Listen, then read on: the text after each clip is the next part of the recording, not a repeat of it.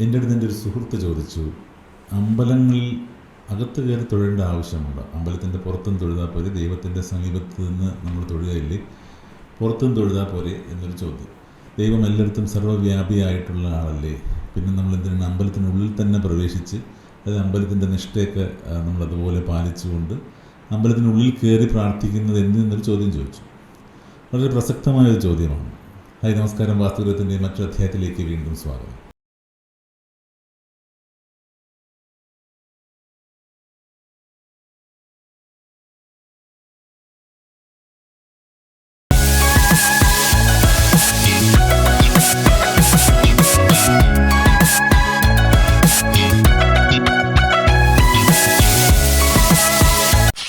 നമ്മൾ ഈ ഒരു ചോദ്യത്തിനെ പല ഡയമെൻഷനിൽ നമുക്ക് കാണാം. അതായത് അമ്പലത്തിൻ്റെ ഉള്ളിൽ നിന്ന് തൊഴുന്നതിന് പകരം അമ്പലത്തിൻ്റെ പുറത്തുനിന്ന് തൊഴുതാൽ പോരെ, വഴി കൂടെ പോകുമ്പോഴത്തേക്കും ദൈവത്തിന് ഹായ് പറഞ്ഞു പോയാൽ പോരെ എന്നൊക്കെ ചോദിക്കുന്ന ആൾക്കാരുണ്ട്. അപ്പോൾ നമ്മൾ എവിടെ നിന്നാലും ദൈവത്തിനെ തൊഴുതാൽ ദൈവം കേൾക്കില്ലേ, പിന്നെ എന്തിനാണ് അമ്പലത്തിൽ തന്നെ പോകുന്നത് എന്നുള്ളൊരു ചോദ്യവും വരുന്നുണ്ട്. അപ്പോൾ ഇതിനകത്ത് നമ്മൾ മനസ്സിലാക്കാനുള്ള കാര്യം എന്ന് പറഞ്ഞാൽ ഇതിൻ്റെ ഡിഫറെൻറ്റ് ഡയമെൻഷൻസ് ഞാൻ പറയാം. ഇതിന് വാസ്തുപരമായിട്ടുള്ളൊരു ഒരു ഒരു വ്യാഖ്യാനവുമുണ്ട്, താന്ത്രികമായിട്ടുള്ളൊരു വ്യാഖ്യാനമുണ്ട്.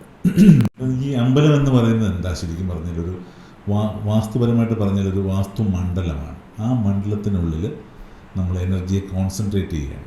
അപ്പം യഥാ ഭക്ത തഥാ ഹരി എന്ന് നമ്മൾ പറയുന്നത് പോലെ ഭക്തൻ എവിടെയാണോ അവിടെ ഹരി വരെ, അത് ദൈവം ഉണ്ടാവുമെന്നാണ്. അപ്പം അതിൻ്റെ അർത്ഥം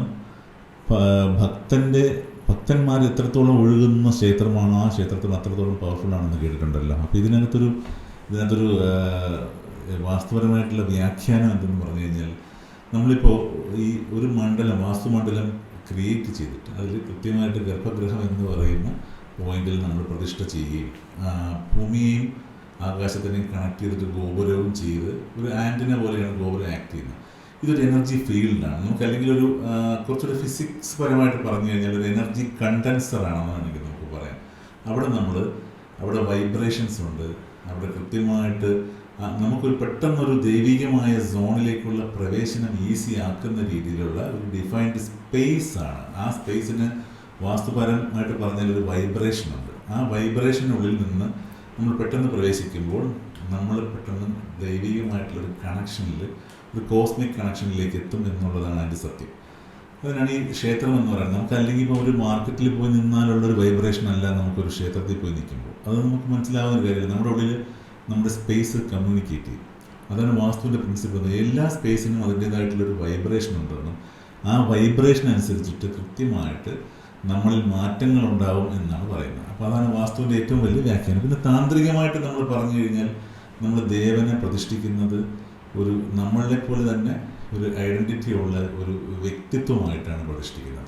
തന്ത്രത്തിൽ അങ്ങനെയാണ് ഒരു പ്രതിഷ്ഠ നടത്തുന്ന ദേവന് എല്ലാ ഫീലിങ്സും, മനുഷ്യൻ്റേതായിട്ടുള്ള എല്ലാ ഫീലിങ്സും ഉള്ള ഒരു രൂപത്തിലാണ് നമ്മളത് പ്രതിഷ്ഠ ചെയ്യുന്നത്. അപ്പോൾ അവിടെ നമുക്ക് കമ്മ്യൂണിക്കേറ്റ് ചെയ്യുന്ന സമയത്ത് നമുക്കുള്ള പോലത്തെ എല്ലാ വിചാരങ്ങളും ഒക്കെ ഉള്ളൊരു മൂർത്തിയാണ് നമ്മൾ അഡ്രസ് ചെയ്യുന്നത്. അതാണ് നമ്മൾ മനസ്സിലാക്കുന്നത്. ഇത് വളരെ ബ്യൂട്ടിഫുൾ ആയിട്ടുള്ളൊരു കോൺസെപ്റ്റാണ്. താന്ത്രികമായിട്ട് ഒരുപാട് കാര്യങ്ങൾ ഞാൻ പറയുന്നില്ല, പക്ഷെ ഞാൻ സാധാരണ ഇതിൻ്റെ വാസ്തുപരമായിട്ടുള്ളൊരു വ്യാഖ്യാനമാണ് എനിക്ക് പറയാൻ ഇഷ്ടം.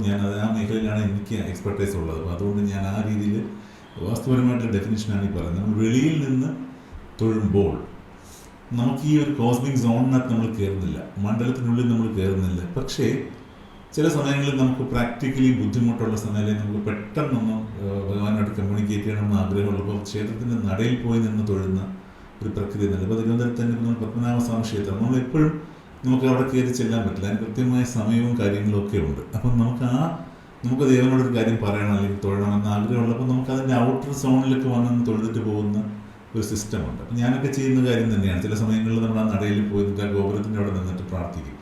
അപ്പോൾ അവിടെ കമ്മ്യൂണിക്കേഷൻ നടക്കും. പക്ഷേ സ്റ്റിൽ ആ സോണിനകത്ത് കയറുന്ന ഒരു കമ്മ്യൂണിക്കേഷൻ എഫക്റ്റ് ഉണ്ടോ എന്ന് ചോദിച്ചു കഴിഞ്ഞാൽ അതുണ്ടാവില്ല. കാര്യം എന്ന് പറഞ്ഞാൽ ക്ഷേത്രത്തിന് ഉള്ളിൽ കയറി തന്നെ തൊഴുതാൽ മാത്രമേ അത്തരത്തിലുള്ള കാര്യങ്ങൾ നമുക്ക് കിട്ടുള്ളൂ. അത് ഏത് ക്ഷേത്രത്തിലായാലും, നമ്മൾ പേരെടുത്ത് പറയണമെന്നില്ല, ഏത് ക്ഷേത്രമായാലും ഒരു ഡിഫൈൻഡ് വാസ്തു സ്പേസാണ്.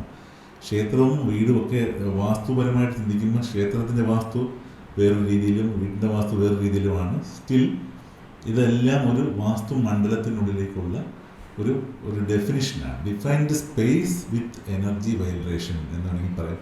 ഒരുതരം ആംപ്ലിഫയർ എന്നൊക്കെ പറയില്ല, അത്ര എഫക്റ്റ് കൂടെ അതിനകത്തുണ്ട്. കാര്യം ഈ ഒരുപാട് മന്ത്രോച്ചാരണവും ഒരുപാട് ആചാരങ്ങളും നടത്തുമ്പോൾ സ്വാഭാവികമായിട്ട് ഇതൊരു ആംപ്ലിഫയർ എഫക്റ്റ് കൂടി ഇതിനകത്ത് വരും. അപ്പം നമുക്കൊരു പെട്ടെന്ന് നമ്മളൊരു സോണിലേക്ക്, അത് നിങ്ങൾക്കെല്ലാം ഈ നമ്മൾ പ്രത്യേകിച്ച് പറയേണ്ട കാര്യമില്ല, അവിടെ ചെന്ന് ഏത് ക്ഷേത്രത്തിൽ പോയി കയറി കഴിഞ്ഞാൽ നിങ്ങൾക്ക് ആ ഒരു ഫീലിംഗ് കിട്ടുന്നത്.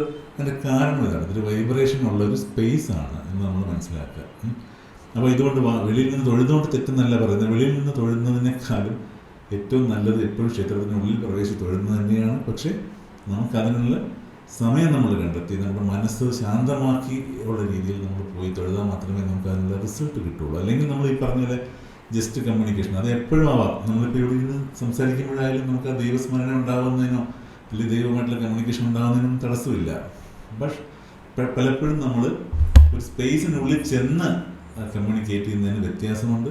അപ്പോൾ അതുകൊണ്ട് ക്ഷേത്രം എന്ന് പറയുന്നത് നമ്മൾ ഒരു കോസ്മിക് ഓർഡറിൽ ഡിഫൈൻഡ് ആയിട്ടുള്ള ഒരു വാസ്തു സ്പേസ് ആണ് മനസ്സിലാക്കുക. ഇത്രയും പറഞ്ഞിട്ട് ഇവിടെ അവസാനിപ്പിക്കുന്നു. മറ്റു നല്ല വീഡിയോ നിങ്ങളിൽ